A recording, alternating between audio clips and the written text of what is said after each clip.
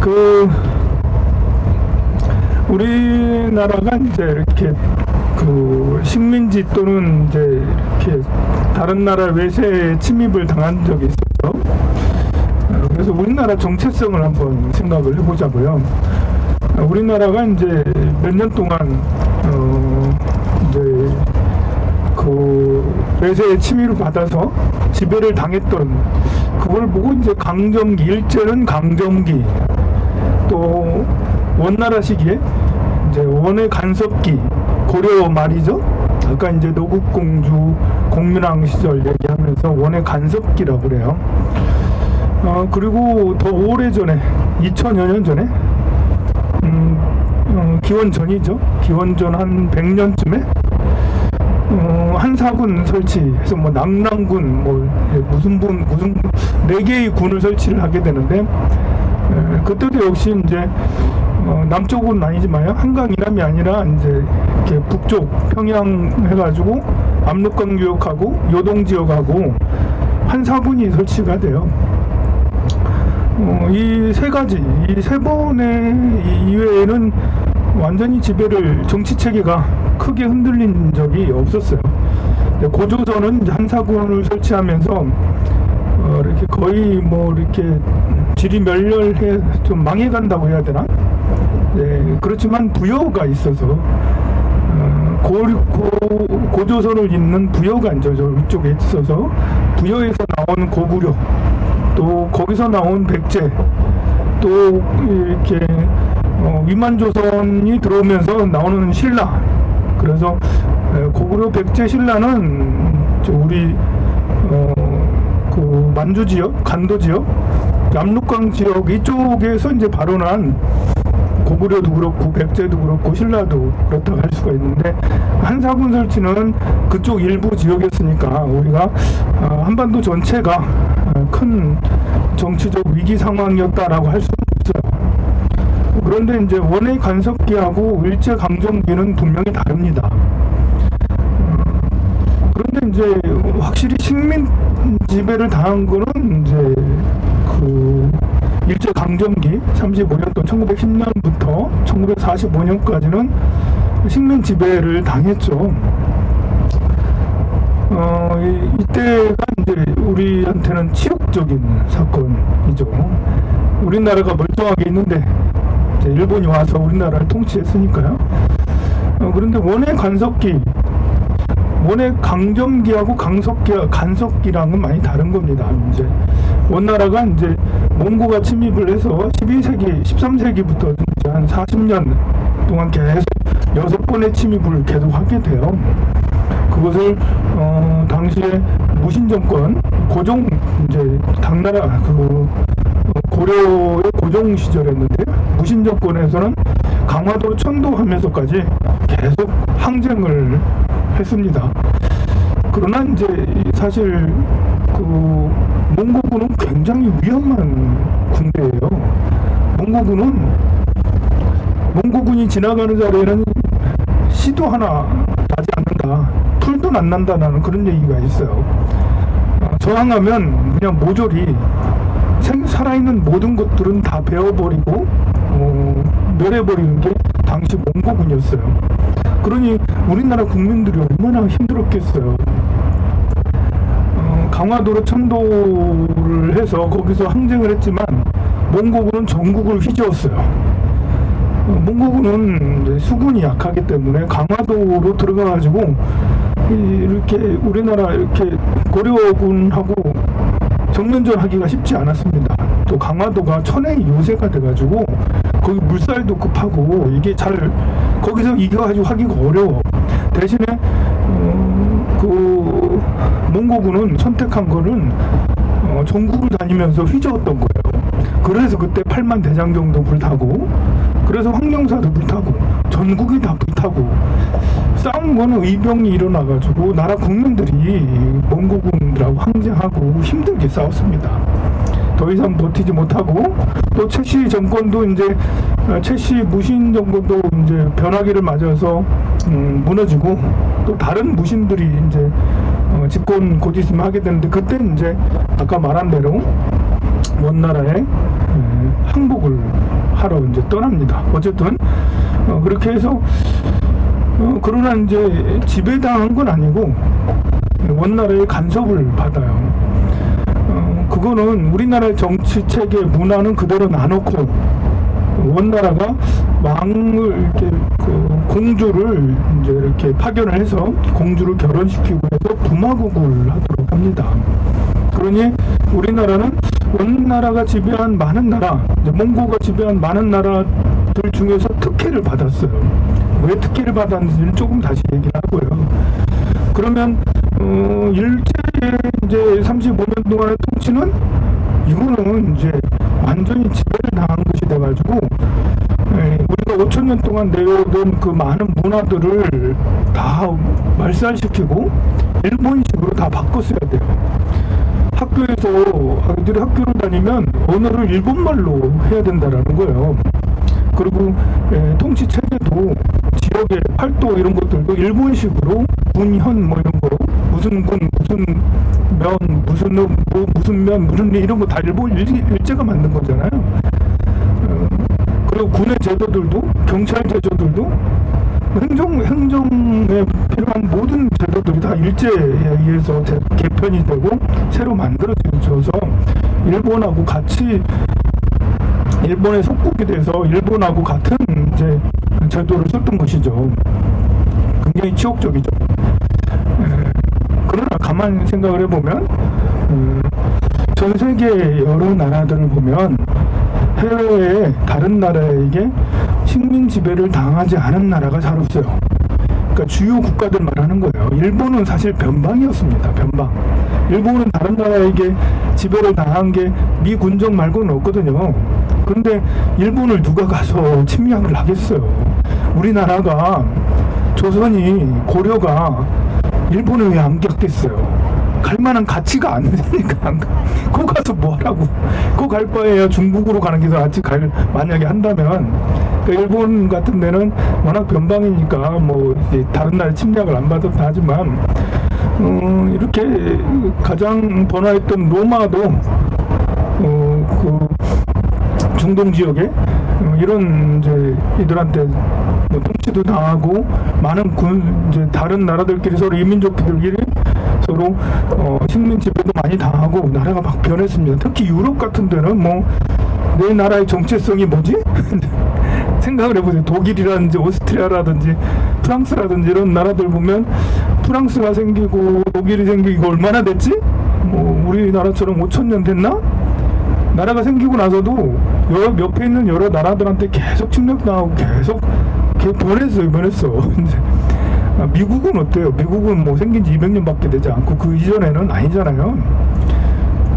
그러면 중국은 천하의 중심이 아니던가. 중국은 그야말로 천하 아닌가? 천하. 중국을 얻는 자 천하를 얻는다라고 하는 역사도 우리보다 더 오래된 역사를 자랑하는 중국은 어떤가 생각을 해보면 중국은 식민 통치를 안 당했나. 중국인들은 이제 동북공정, 서북공정을 얘기하죠. 동북공정을 얘기해서 우리나라 만주, 또 우리 고려, 심지어 조선까지도 중국의 역사다. 그렇게 얘기하고 있어요. 서북공정을 해서 티베트, 위구르 이쪽 지역도 중국의 역사다. 또 몽골 위쪽, 러시아까지, 러시아 그 지역까지 중국의 역사다. 베트남까지도 중국의 역사다 할 판이에요. 지금 보면. 과연 그런데 그럴까? 중국은 자기 나라의 고유의 그런 문화를 가지고 계속 그런 주장을 하고 있는 걸까? 중국은 진시황제 시절이 돼서 중국이 천하가 통일되는데 그것도 만주 지역까지 가지 않은 거예요. 지금 요동 지역에 요서 지역 겨우 거기까지 진출했고 북쪽으로는 이제 북경 쪽 위쪽 지역에 서쪽으로는 위구르고 뭐고 없어요. 그 서한 조금 더 해서 그 남쪽으로도 굉장히 넓은 지역이 아니에요. 천하가 통일됐어봐야 지금 중국의 3분의 1 정도 됐을라나요? 얼마 안 됩니다. 땅으로 보면 면적으로 보면 주요 지역만 이제 양자강 위북하고 황하강 위역을 통일했다라는 거야. 그걸 가지고 천하가 통일했다고 한 거예요, 진시황이. 그러면 진시황이 통일하고 나서 한 15년 만에 나라가 망하게 되는데요. 그 망한 나라를 다시 재통일한 것이 한나라예요. 한나라는 비교적 영역이 너무 좀 컸습니다. 400년간 통치를 했어요. 그 한나라를 통일한 거는 역시 한족이 했으니까요. 그것은 고유의 중국 역사라고 할 수가 있어요. 그렇지만 그때도 위구르나 티베트는 이제 거기까지는 가지 않았습니다. 우리나라까지 한 무제는 이제 우리나라 이제 그 만주까지 와가지고 한 사군을 설치를 했어요. 그래서 그때는 이제 우리 간도 지역, 만주 지역이 이제 한나라 통치 지역으로 들어갔었으니까 그때는 그렇다 해요. 자, 그러면 그 이후에 한나라가 망하고 나서 삼국시대가 돼요. 우리가 알고 있는 위나라, 청나라, 오나라, 유비, 관우, 장비가 나오는 그 시대. 한나라가 멸망하고 나서 생긴 나라인데 그 이후로는 대부분의 나라들이 북방에 오랑캐들, 중국에서 말하는 북방 민족들이, 유목민들이 대거 내려와서 황하강 유역을 다 점령을 하게 돼요. 그래서 중국 본토에 있던 국민들은 하층민이 되고요. 저 위쪽에 유목민들이 내려와가지고 왕이 되고 귀족이 되고 했던 데가 그때예요. 그것이 300년, 400년 동안 갑니다. 그 다음에 이제 수나라가 통일하고 당나라가 그 통일을 이어갔죠. 수나라는 주민족은 중국 본토에 있는 사람들이겠지만 지배 계급은 선비족이에요. 선비족. 이쪽 요동 지역에 거주하고 있던 선비족이 선비족의 수장이 수나라를 창건했고, 당나라도 역시 마찬가지예요. 당태종, 이세민 이런 사람들도 다 선비족입니다. 그래서 수나라, 당나라는 정말 중국 사람들의 중국 본토의 그건가 좀 약간 이제 물음표가 되죠. 그 이후에 원나라, 이제 송나라는 이제 중국 본토라고 할 수가 있고요. 원나라는 조금 전에 말했잖아요. 원나라는 중국의 역사인가 아니면 몽고의 역사인가? 여러분들 어떻게 생각하세요? 중국의 역사일까요? 몽고의 역사일까요? 몽고가 통치를 했고 중국은 지배를 당했죠. 150년 동안 지배당했어요. 중국 땅을, 중국 천하를 몽골이 지배를 했어요. 마치 35년 동안 우리가 일제치하에 있었는데 그것만 해도 치가 떨리잖아, 진짜. 몽고가 중국을 통치할 때는요, 중국 본토 사람들은 하층민이었어요. 몽고가 제일 상위권이었고, 그 다음에 두 번째가 생목인해서 위구르 사람들 있잖아요. 이쪽에 눈이 퍼런 사람들, 외국인들, 이 사람들이 두 번째 계급이었어요. 중국 본토 사람들 하층민이에요. 완전히 천대받은 거예요, 그때 원나라 때. 그걸 가지고 중국의 역사다? 자, 우리 일제시대를 가지고 한국의 역사다 누가 그래? 여러분들 일제시대를 한국의 역사를 할 거예요? 짜증나잖아. 그런데 지금의 중국은 원나라의 역사를 자기네 역사라고 그렇게 이야기를 해요. 너무 오래 점령당하면 사람이 익숙해져요. 그래서 그것이 마치 자기네 것인 양 착각을 하고 있는데 아니라는 거죠. 그 이유는 또 어땠냐? 명나라야 이제 주원장 스님이라 했잖아요. 스님이 속세에서 나와가지고 군대를 조직해가지고 명나라를 만들었어요. 그 중국 스님입니다. 그래서 중국 본토를 회복한 거예요. 원나라에서 독립전쟁 해가지고 백령도 홍건적이 독립전쟁 한 거예요. 독립전쟁 해서 겨우겨우 명나라 만든 거예요. 그렇지만 그 명나라 200년도 채 가지 않아요. 청나라가 등장해요. 청나라는 여진족입니다. 청나라에 자기들이 우리 청나라는 어디서부터 시작했냐? 백두산에서 시작했다고 그래요. 여진족은 자기네라 종족은 백두산족이라고요. 백두산으로부터 원류가 돼서 거기서부터 시작이 돼서 여진족이 이어졌고, 말갈, 여진 다 비슷합니다. 말갈족, 여진족. 우리 고구려 발해는 고구려 유민하고 말갈족하고 해서 발해를 만들었다 이렇게 하잖아요. 여진, 우리 북쪽에 있었던 여진족은 사실 압록강 지역을 우리랑 공동으로 쓰고 있었던 데예요. 그러니까 여기에서 이제 이렇게 발현해가지고 엄청 이제 성공을 했죠. 그래서 중국 전역을 지배를 하게 되는데, 이 청나라 시기에 땅이 어마무시하게 넓어집니다. 청나라 말기가 되면 티베트하고 위구르 지역까지 다 통치를 하게 돼요. 또 본래 만주인들이니까 만주까지. 우리나라 이제 그 압록강 압록강 앞에까지 막 내려왔어요. 그 청나라가. 그리고 지금의 중국 땅이 그 당시에 청나라 땅이다 할 정도로 그렇게 넓습니다. 그러나 이거는 중국의 역사인가? 여진족의 역사인가? 안타깝게도 여진족의 나라는 지금 없습니다.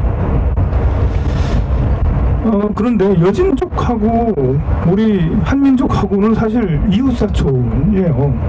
여진족 때문에 조선시대나 그 앞전의 시대도 굉장히 힘들긴 했어도 사실 이 고조선 시대에 같은 나라였고 부여의 같은 나라였었어요. 어떻게 보면 사실 우리가 사이가 당시에 안 좋았기 때문에 여진족이 우리 거 아니다라고 이렇게 하지만, 중국 사람들이 느끼는 여진족이 우리 중국하고 같아요? 아니면 우리 한반도 사람이 여진족하고 비슷해요? 인종적으로 보면 여진족이 우리나라 사람들이에요. 여진족이. 그럼 청나라는 사실 우리 이성계도 이제 거의 여진족 이쪽에서 활동하셨기 때문에 이성계의 할아버지, 아버지, 이자춘의 뭐 이런 곳 올라가면 야, 이거 우리 저거 아니야? 이제 여진족하고 이거 아니야? 라고 할 정도로 비슷합니다, 이게. 우리가 만약에 이제 우리는 동북 공정이 아니라 이제 북쪽 공정이겠죠? 한다면 야, 이거 우리나라다, 우리나라, 청나라, 우리나라. 중국인들은 청나라를 자기네 나라 역사, 지금 중국 공산당, 마오쩌둥이 공산당을 창건해서 중국의 한족들이 지금 지배를 하고 있는데요. 공산당으로 이렇게 해가지고 청나라를 자기들의 역사다라고 하는데, 우리식으로 보면 치욕적인 거죠. 왜 이민족에게 지배를 200년 동안이나 받았어요. 그 앞전에 원나라 때도 200년 동안이나. 수나라, 당나라 때는 한족들이 이렇게 차별을 받지 않았지만 원나라하고 청나라 때는 엄청 차별받았습니다. 원나라는 완전 이제 짓밟았고요. 이제 원주민들을. 청나라도 역시 여진족이 다 해먹었죠. 이렇게 변발이라든지 뭐 이런 거 복식들 있잖아요. 보면 다 여진족 품으로 했으니까요. 그렇다면 중국인들이 말하는 중화라는 것은 어정쩡한 거다, 사실. 근데 그 사람들이 말하는 중화는 대단한 것 같아도, 야, 이거는 내가 이렇게 여러 사람들한테 얻어터져가지고 얻어터진 거를 정당화시키는 것밖에 되지 않는 거예요. 우리나라는 일제강점기 때 일제치하에 있긴 했었지만 그래도 5,000년 동안 거의 지배를 당하지 않았어요. 그런데 그것이 꼭 이제 뭐 우리나라도 사실 변방이어서 그래요. 변방이어서. 우리나라도 가운데 있었으면, 자, 아프가니스탄 같이 가운데 있었으면 중국에서 넘어와, 페르시아에서 넘어와, 남쪽 인도에서 넘어와, 뭐 이렇게. 그래서 계속 이쪽으로 갔다 저쪽으로 갔다. 터키가 그러잖아요. 터키가 이쪽 지배됐다 저쪽 지배됐다가 굉장히 그 이민족의 지배가 많고, 유럽들도 독일도 프랑스도 오스트리아도 그렇습니다만, 우리나라는 이제 지정학적으로 지금이야 지정학적 위치가 좋아졌어요. 과거에는 조선시대까지만 해도 지정학적으로 별로 좋은 데가 아니야. 우리나라 지정학적으로 그렇게 인정받는 것은 나중에 그레이트 게임 해가지고 영국이 와가지고 우리나라 거문도를 점거하면서, 야, 여기가 장난이 아닌데? 이 조선이라는 나라가 이거 보통이 아닌데, 이게 지정학적으로 이게 보통이 아닌 나라야. 왜냐면 영국은 러시아랑 경쟁을 했어요. 19세기가 되면서 러시아가 계속 남쪽으로 부동항을 찾으면서 계속 내려왔거든요. 그러니 러시아를 못 내려가고 하려다 보니까 이쪽에 보니까 그 조선 있고 일본 있네. 대항해 시대를 거치면서 바닷길이 열리고 바다가 온 세계의 무대 중심지가 되면서, 그러면서 한반도 이쪽도 지정학적 위치가 좋아진 거예요. 중요한 위치가 된 거예요.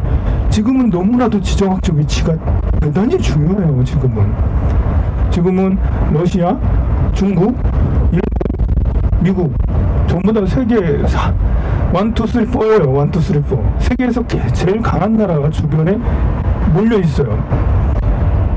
그 가운데 대한민국 한반도가 있습니다. 우리는 이 지정학적 위치가 얼마나 중요한지를 안다면 이 지정학적 위치를 잘 활용할 줄 알아야 돼요. 내 가치를 알아야지 내 걸 제대로 쓸 거 아니야. 여러분들도 협상을 할 때 중요한 게 뭐겠어요? 내 가치를 제대로 알면 협상을 할 때 불리하지 않아요. 내가 사실 가치가 100인데 내가 자존감이 낮아가지고 지금까지 계속 얻어터져서 약해 빠졌어. 그래서 기가 죽어가지고 나는 30이나 40밖에 생각을 안 하고 있어. 그런데 옆에 주변국들은 야, 저놈 먹으면 이거 100, 200의 가치가 있는데 야, 저걸 어떻게 하지? 다 눈을 벌겋게 뜨고 있단 말입니다. 그런데 우리나라 사람들은 스스로 우리나라 나라도 조그만하고 인구도 별로 안 되고 이 가난한 나라였고, 그래서 이쪽으로 30밖에 안 되는 것 같아. 좀 가치만 많이 쳐주세요. 쳐주는데 좀 그 뜻을 못할게요. 이렇게 하고 있으면 그러면 이제 우리나라가 이렇게 얻을 수 있는 이익이 너무 작아요. 그렇게 해서 잘못된 나라들이 전생에 참 많습니다. 보면 자기의 가치를 잘 모르고 국민이 서로 분열돼서 이리 붙고 저리 붙지 못하고 서로 싸우고 해서 내전에 시달리는 나라들이 정말 많아요. 우리나라는 다행히 지금 많은 이들이 공부를 하고 해서 우리나라 지정학적 위치가 굉장히 중요하다는 걸 알아요. 그래서 미국에도 친미 그렇게 안 하고 친중 그렇게 안 하고 나름 정치인들이 애를 많이 쓰고 있어요. 뭐 여러분들이 정치인에 대해서 불평을 많이 할 수도 있고 불만을 많이 가질 수도 있는데, 제가 볼 때는 우리나라 지정학적 위치는 충분히 협상 가능한 카드다. 그래서 우리가 꿀릴 필요 없다. 뭐 주한미군 이런 것들도 사실 미국이 좋아서 하는 거예요. 하고 싶으니까 하는 거예요.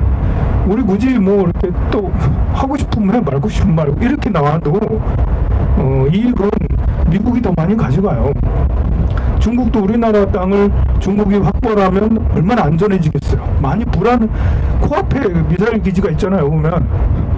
그러니 그래서 우리 지정학적 위치를 잘 이해하고 아는 것은 우리 민족의 자긍심, 뭐 경제력도 많이 좋아지고 군사력도 많이 좋아졌기 때문에 여러분들이 많은 긍지를 가지고 대하는 게 좋습니다. 아까 이제 이렇게 몽고에게 지배당했던 원의 간섭기는 도대체 어떻게 된 거냐? 그게 바로 외교의 중요성이에요. 원나라 때 원의 간섭, 원에게 원나라 강점기 이렇게 부르지 않고 원의 간섭, 우린 원의 강점기가 될 뻔했어요. 원나라의 식민지가 될 뻔했다고. 그런데 우리나라 이제 원종, 이제 고종의 아들이죠. 원종이 중국에 갔어. 북경에 갔단 말입니다. 왜냐하면 이렇게 항복을 하니까 왕자를 보내라 해서 왕자를 보냈습니다. 그때 마침 오고타이라는 칸이 마침 죽었어요. 이제 징기즈칸 다 알죠? 징기즈칸의 아주 유망한 큰 아들이 오고타이예요. 오고타이가 이제 징기즈칸의 그 피를 이어받아서 많은 정복 전쟁을 하고 정말 정치를 잘했어요. 근데 오고타이가 오래 안 살고 죽었어. 후계자가 나와야 되잖아. 오고타이 다음으로 후계를 해야 되는데, 그때 마침 원종이 북경으로 갔어요. 그래서 그 당시 제일 유망했던 이제 오고타이의 동생이 있었는데, 이 사람에게 붙을 것이냐 아니면 쿠블라이에게 붙을 것이냐, 원종은 두 가지 중에 한 가지 선택을 했어야 됐어요. 그러니까 지금 실세냐, 여러 가지 정보력을 이렇게 활용해 보니까 뜨는 해가 있었어. 여러분들이 투자할 때 보름달에 투자할 거예요? 초생달에 투자할 거예요? 보름달에 투자할래? 초생달에 투자할래? 뭐 물어보면 말하지. 보름달은 이제부터 지는 거밖에 안 남았잖아. 초생달은 이제 커지기만 하면 되잖아. 쿠빌라이는 이제 그 당시에 북경에 있는 게 아니라 다른 지역에 저 멀리에서 정복 전쟁을 하고 이제 막 돌아오는 사람이에요. 그래서 그렇지만 불안하잖아. 뜨는 애라지만 이제 막 미래에 막 더 나아질 거라고 하지만 그래서 지금 여기를 정복하고 있고 제일 탄탄한 여기가 더 낫지 않겠나 라는 그런 이제 생각을 충분히 했었을 텐데 다행히도 원종은 쿠빌라이를 선택하게 돼요.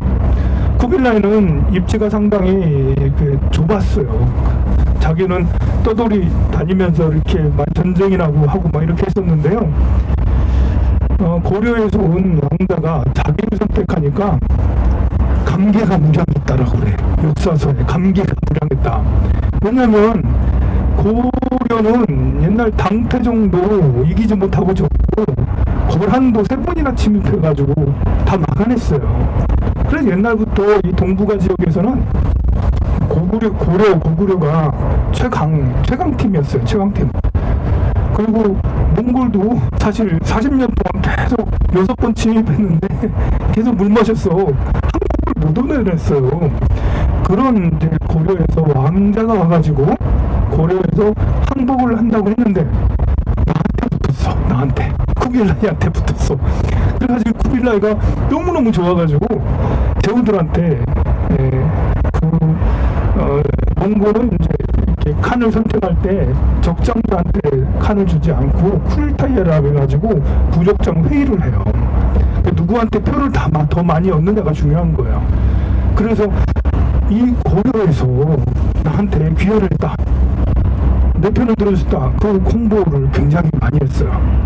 그래서 당시에 여러 부족장들을 자기 세력으로 이렇게 해서 결국 쿠빌라이가 칸이 됐습니다. 쿠빌라이가 칸이 되자 원나라가 만들어지게 되고요. 그전에는 원나라라 하지 않았어요. 원이 만들어지고 쿠빌라이는 원종을 급진이 대접을 하게 됩니다. 그리고 원종을 바로 이제 그 고려의 왕으로 앉히고 막 그렇게 하죠. 그러자 이제 원종이 이제 쿠빌라이랑 친하잖아. 그런데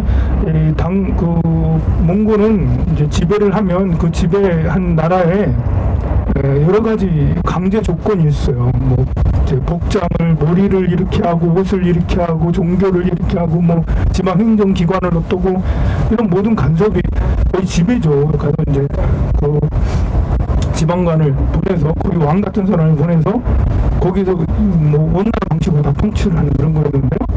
원종이 다 안 한다, 다 노시켰어요. 필요 없다. 우리는 우리대로 할 거야. 원종이 요청을 했어요. 쿠빌라이한테 우리는 우리 문화를 인정해다오. 우리 복식도 인정해다오. 그렇게 하니까 쿠빌라이도 예스. 너 때문에 내가 칸까지 됐으니 그럼 그 정도야 한번 해주지. 해줬고요. 결국은 또 부마국이라는 이제 몽고인들한테는 굉장히 이렇게 부마국이 그 중요한 이제 그러니까 몽고에서 여러 나라에게 공주를 보낸 게 아니에요. 중요한 공주를 고려로 보내서 시집을 보냈고 그래서 부마국이라고 다른 나라들은 부마국 호칭을 받지 못했어요. 고려만 부마국이 됐어요. 특별지가 된 거죠. 그 수많은 나라 중에. 그렇게 해서 이제 우리나라가 원의 강점기가 아니라 간섭기가 된 거예요. 외교가 너무나도 중요하다. 만약에 그때 원종이 다른 쿠빌라이가 아니라 다른 사람을 선택했다면 우리도 꼼짝없이 100년 동안은 그냥 식민 통치를 당했을 수도 있어요. 그러면 세종대왕도 없어요. 그러면 이제 어떻게 됐겠어요? 식민 통치 100년 동안 당해가지고 뭐 이성계 같은 인물 나오겠어요? 그렇지 않거든요. 자, 어쨌든 정치는 참으로 중요하구나. 이제 어떤 선택을 하느냐는 그 나라의 그 운명을 좌우할 정도로 굉장히 중요하다 할 수 있습니다. 그렇게 해서 우리나라는 두 번의 원해 강석기, 일제 강점기가 있었는데 일제강점기는 비교적 짧았고, 그리고 그걸 극복을 너무나도 잘 해냈어요. 우리가 미국의 많은 도움을 받아서 그렇게 했지만, 그래도 우리 민족의 저력이 있었기 때문에 잘 식민 지배를 잘 극복을 하고 지금은 일본을 추월할 것 같죠. 여러 가지에서 일본을 추월하고 있습니다. 지금 많은 분야에서 일본을 추월하고 있어요. 한 3년 정도 지나면 GDP까지, 1인당 GDP까지 일본을 추월하겠죠. 많은 기술들은 일본을 넘어가고 있어요. 그리고 그 우주 항공 분야에 대해서도 곧 뭐 어제 엊그저께 이제 누리호 쏜 거 봐요. 일본은 벌써 쏘긴 했지만 우리는 아주 빠른 속도로 10여 년 만에 그렇게 한 거예요. 아주 빠른 속도로 우주 항공 분야, 또 기계 분야, 그리고 반도체는 또 1등이고 자동차도 세계 4위이고 뭐 그렇습니다. 계속 빠르게 진행되고 있어서 곧 있으면 일본을 추월하지 않겠나? 그러면 한일전 축구보다 훨씬 더 낫습니다. 한일전 축구 계속 이기는 거 별로, 그것도 중요하지만 그보다 더 중요한 것은 우리가 일본 경제를 추월하고, 일본 정치는 벌써 추월했죠. 우리나라 정치는 세계 1위라고 해도 과언이 아니에요.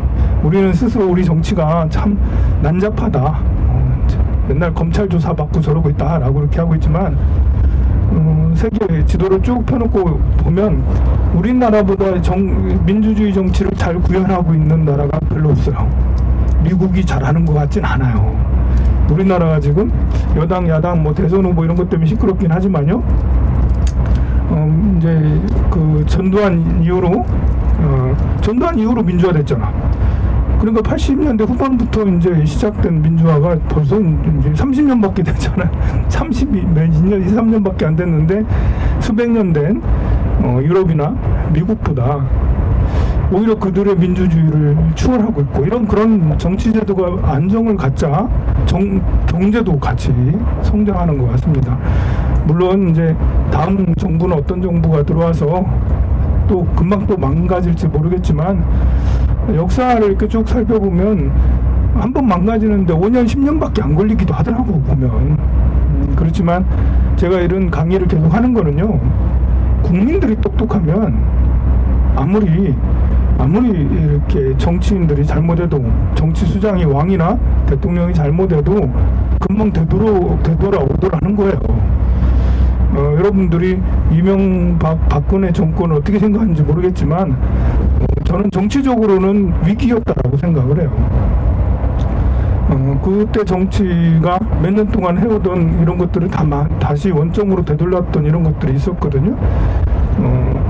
그것이 지금은 다시 또 이제 헬조선하다가 지금은 다른 나라 가봐야 별 볼 일 없다 이제 이렇게 되고 있는데요. 그렇게 된 것은 국민들이 이렇게 그 80년대 이렇게 민주화 운동, 그리고 그 이후에 촛불 뭐 이런 것들을 통해서 국민들이 똑똑해졌기 때문이라고 생각해요. 여러분들이 졸고 있는 걸 보니까 재미가 없는 것 같아요. 원효 스님 얘기로 바꿀게요. 그래가지고 이제 아까 원효 스님이 이제 청량사를 창건했는데요. 원효 스님은 이제 이렇게 자장율사보다는 이제 후배 스님이고 통일신라 전후의 스님이에요. 그러니까 신라 스님이라 하더라도 통일될 때쯤, 그때쯤 통일이 668년? 676년? 이때 이제 삼국 통일이 이루어지니까요. 그때 전성기로 활동하던 스님이죠. 신라시대 신라가 뭐 이렇게 삼국을 통일할 수 있는, 사실 신라는 삼국을 통일할 수 있는 만큼 역량이 되지는 않았었어요.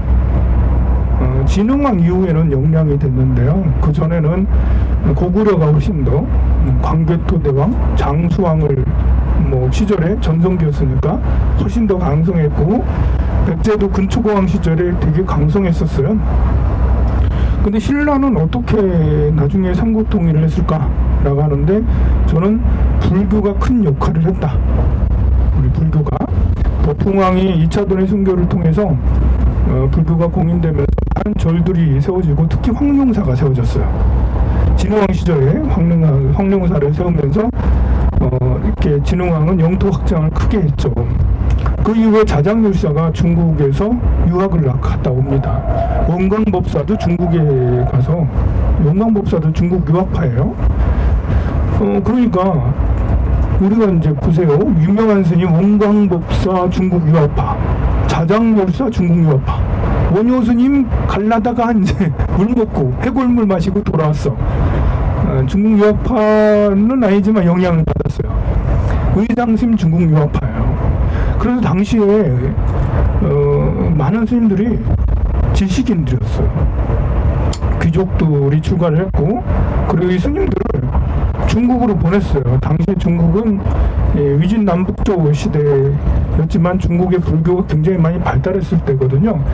가서 선진 몰몰들, 선진 정치 제조들 이런 것들을 보고 갔단 말이에요. 단순히 불교를 공부해서 나무아미탑을 연불만 하던 스님이 아니라는 거예요. 자장률사가 와가지고 구축 목탑을 짓자라고 선덕여왕한테 건의하죠. 그 이유는 구축 목탑을 지어서 그 주변에 9개 나라 종족들을 복속해야겠다, 통일을 해야겠다라는 이념을, 종교가 정치 이념을, 종교가 정치 이념 가지면 좋은 게 아닌데 당시에는 신라는 어쨌든 뭐 스님들이 많이 그랬습니다. 이제 특히 자장률사는 정치 이념을 많이 강조를 해서 모든 나라들을 다 복속해서 우리가 이겨야 된다.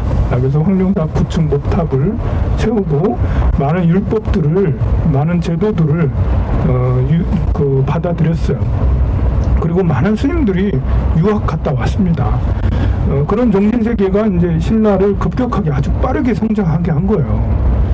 우리나라도 지금 경제 발전, 정치 발전을 이룬 거는 지식인들이 많이 나타났기 때문에 그래요. 여러분들 다 한글 쓸 줄 알고요. 지금 어려운 강의를 듣고 있잖아. 좀 졸긴 하지만 그래도 이거 계속 듣는 거 쉬운 거 아니야. 인문학 강의잖아. 관심을 가지고 듣고 있잖아요. 지적 수준이 굉장히 높아. 그래. 지적 수준이 높은 사람들이 점점 많아지면서 신라는 굉장히 발전하게 되고 나라 힘들이 세져요. 그리고 외교를 참 잘했죠. 김춘추는 고구려까지 가가지고 영계소문한테 야, 우리랑 합작해서 백제 무너뜨리자 이런 생각을 했다니까요. 다른 나라는 연합해서 무너뜨리자 이런 얘기죠. 그러나 영계소문은 그런 김춘추를 잡아서 감옥에다 넣어놓고, 또 이놈 이상한 생각 하지 마 해가지고 잡아 넣어놓고 그랬는데, 김춘추가 탈출하면서 중국으로 가요. 자장률사가 당태종에게 법문하던 스님이에요. 중국에 가서 자장률사는 진골 출신이거든요. 왕족 출신이에요. 중국에 가서 도통하셨거든. 그 문수보살 친견하셨거든. 사리도 문수보살님한테 가사하고 사리도 받고, 그리고 종남산에 3년 계셨는데 3년 계시면서 당태종이 이런 신라의 유명한 스님이 오셔가지고 도통을 하셨다니까. 법문을 청해 들어서 당태종하고 자장률사는 서로 아는 사이예요. 그러니 자장률사가 고려로 돌아온다니까 많은 예물들을 자장률사한테 주어 보냈어요. 사실 당태종은 암만심이 굉장히 높아서 선덕여왕이 왕이라니까 엄청 개무시했거든. 문서를 보내서 뭐 어쩌고저쩌고 여자가 어쩌고저쩌고 그러면서 선덕여왕 그거 보고는 치를 떨고 막 그랬습니다. 온 국민의 신라의 수치였어. 그런 오만한 당태종도 자장률사 같은 스님이, 대부인 스님이 그렇게 하신다니까 법문도 청하고 갈 때 예물도 두고 했는데요. 김춘추는 그런 이제 당나라에 가가지고 협상을 하게 되는데, 이미 신라의 고승들이 많이 가서 중국 전역에 가서 활동을 했었기 때문에 신라 황실은 아무래도 친신라라고 할 수가 있었죠. 고구려도 멸망시켜야 되고, 저 고구려 저놈 때문에 우리 당나라가 이제 우리 당태종께서는 눈도 뭐 이렇게 되고 죽게 됐다 뭐 이랬으니까, 그래서 결국은 신라랑 손을 잡는데 역시 스님들의 역할이 컸었다. 그 상태에서 원효 스님이 이제 그 원효 스님이라는 스님들도 그 원효 스님 같은 스님도 출연하게 됐죠. 원효 스님의 재밌는 일화가 이렇게 있어요. 요석공주 이야기는 다 알고요. 우리가 이제 언제 갈지는 모르겠지만 낙산도 홍련암도 가야지. 홍련암 가야 되지 않겠어요? 홍련암에 대한 이야기, 재밌는 이야기가 있어요. 의상 스님도 이제 이렇게 원효스님은 여석공주라면 의상 스님은 이제 선묘낭자예요. 선묘낭자. 둘이 급이 약간 다르긴 해. 이제 원효 스님은 피부를 다 가지고 설총리라고 나왔어. 그래서 이거는 스님인가 이렇게 뭔가 좀 약간 그래. 그런데 이제 의상 스님에게도 이제 그 썸씽이 이제 그 뭐라고 해야 되나? 뭐라 가지고 그거를 썸씽 말고 하여간 이제 이성과의 그런 이제 그 관계가 얘기가 있어요. 중국에 가서 선묘라는 이제 낭자에게 후원을 많이 받아요. 선묘 낭자는 스님을 부처님 모시듯이 공부를 잘해서 큰 부처님 대도인이 되시라고 너무 후원을 했어요. 마치 막 사랑하는 여인, 남자를 사랑하는 여인 이상으로 부모가 자식에게 하는 것 이상으로 후원을 했는데요. 그런 의상대사가 당나라가 땀만 먹었다. 당나라가 이제 나당연합군 했었는데 다 통일하고 나더니 다시 신라를 칠 거다라는 그런 소문이 막 나돌았어요. 그때 의상스님이 빨리 본국에 가서 신라에 가서 빨리 알려야지 해가지고 빨리 배를 타고 이별도 제대로 못한 채 선묘 보살님한테 보살님 저 갈게요. 이별도 제대로 못한 채 배를 타고 흉. 근데 선묘 낭자는 삐지지 않았어요. 삐지면 안 된다니까. 삐지지 마세요. 삐져봐야 자기만 손해야. 자기만. 안 삐지고 그렇게 멀리 떠나는 의상 스님을 보면서 저 스님을 끝까지 지켜야겠다 해가지고 본인이 물에 따라 들어갔어요. 세상에. 물에 따라 들어가면서 이런 생각을 했어요. 내가 용이 돼서 의상 스님을 끝까지 지키겠다. 끝까지 모시겠다. 그렇게 원력을 세워서 진짜 용이 됐어요. 선묘 낭자는 물속에서 들어가서 그 다음에 용이 돼서 의상 스님이 가는 곳곳마다 의상 스님을 옹호해주고 나중에 부석사까지 짓는데 큰 역할을 해주죠. 선묘 낭자가 없었으면 부석사를 못 지었어. 부석사 이야기는 나중에 부석사 가서 얘기해줄게. 아주 재밌어요. 그 얘기. 이렇게 의상 스님께서 이제 나라에 돌아가지고 이제 이런 이야기를 하고 난 다음에 구도, 스님은 정치인이 아니니까 구도를 위해서 해동에 경전에 보니 해동에 금강산도 있고 우리 금강산이 경전에 나오는 금강산이거든요. 금강산도 있고 한데 관세음보살님이 계시는 보타낙가산도 분명 우리 해동 동해안 해안가 어느 고절처에 있을 것 같다. 그래서 동해안을 헤매세요. 관세음보살님을 친견하겠다고. 분명히 여기서 어딘가에 관세음보살님이 계실 거야 해가지고 지금 속초, 양양 이쪽 어딘가를 헤매고 해안가 고절처에 해안가 절벽 어디에 굴에 관세음보살님이 반드시 있을 거다라고 해서 돌아다니면서 나무 관세음보살을 계속 염했어요. 어느 날 바닷가에서 기도를 하고 있는데 수행을 하고 있는데 갑자기 푸른 대나무는 다 푸르지 참 대나무가 쑥 올라오는 거예요. 그리고는 파랑새가 와가지고 대나무에 잠시 앉았다가 저 밑에 굴 속으로 바닷가 밑으로 쑥 내려가는 거예요. 여러분들은 그게 징조인지 모를 수 있어요. 왜냐면 대나무가 뜻하고 파랑새가 뜻하는 게 뭔지 모르니까. 저는 알아요. 관세음보살 수월관음도에 보면 관세음보살님은 절벽 굴 속에 있으면서 거기에 대나무가 자라. 대나무가. 그리고 거기에 파랑새가 앉아 있어. 그래서 대나무하고 파랑새는 수월 가늠도에서 아주 중요해요. 이제 그런데 그게 나타난 거예요. 파랑새가 나타나면서 뭐라 하고 가서 더 이제 신심이 나서 나무 관세음보살 더 염을 하니까요. 용이 나타나. 용이 나타나가지고 요의주를 주는 거예요. 아, 얘가 선명가? 용이 나타나 요의주를 받았어, 의상스님께서. 그러더니 용을 또 타고 나는 이제 용이 이제 관세음보살님의 자가용이거든요. 관세음보살님 용을 타고 다녀. 용을 부리는 자 관세음보살. 관세음보살님 나타나셔서 수기를 또 이렇게 의상스님한테 주는 거예요. 의상스님 소원성취했지. 관세음보살님을 친견하고자 해안가 고절지에서 수행하고 기도한 지 몇 년인데 우리 관세음보살님이 나타나셨으니 그래서 거기다가 홍련암을 진 거예요. 그 낙산 홍련암. 그리고 이제 파랑새가 슝 날아가지고 그 굴 속에 들어갔잖아요. 거기를 지금 가면 거기 구멍 났어. 그거 보라고. 거기 보면 인연 있는 자 관세음보살님을 칭견하리라. 그래가지고 나는 몇 번을 10번을 갔는데 한 번도 못 봤는데 어쨌든 인연 있는 자 칭견하리라. 근데 이제 그 원효스님께서 그 설화를 듣고는 그 말씀 그렇게 된 걸 듣고는 원효스님도 관세음보살 칭견하고 싶었거든요. 원효스님은 여섯공주랑 그렇게 되고 나서 일부러 했는지 뭐 어쩌다가 그랬는지 그건 모르겠어요. 나도 어쩌다 그랬는지 일부러 했는지 그래놓고 되고 나서 스스로 참회를 많이 하셨어요.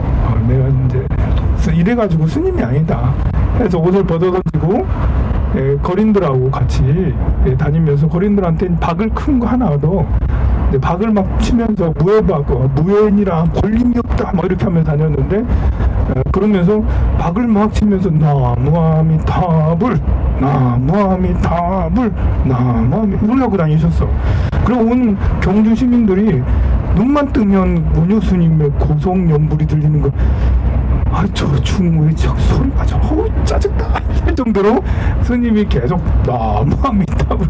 그래서 온 경주 시민들이 전에는 몰랐는데 관세음보살도 모르고 아미타부처님도 몰랐는데 원효스님이 눈만 뜨면 나무아미타불 고성연불을 하고 다니니까.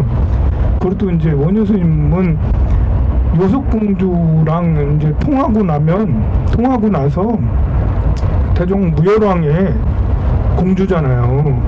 그 무열왕이 이제 자기 공주랑 그런 관계가 됐으니까 무열왕이 공식적으로 그 원효스님의 등급을 높여줘요. 그러니까 국민들한테는 그냥 스님이 아니고 높은 스님이라고. 높은 스님 맨날 나오셔서 또 도인이니까 목청도 좋아. 연불이 간절해. 그게 가슴이 여미지고 점여져. 그냥 뭉클뭉클한 거야. 나무아미타불을 들으니까. 그러니까 온 경주 시민들이 나무아미타불 신앙이 생겼어요. 그래서 우리나라에 지금까지 아미타 정토신앙과 그 아미타 신앙 나오면 저절로 관음신앙 나오잖아요. 그 원효스님이 관세음보살님을 칭견하려고 나도 좀 칭견해야지. 그래서 이제 나도 달려가야지 하면서 이제 통이안으로 가가지고 속초까지 거의 다 갔어. 이제 강릉쯤 갔을 때요. 몇 킬로 경주 들어가면 울산 다 와가면서.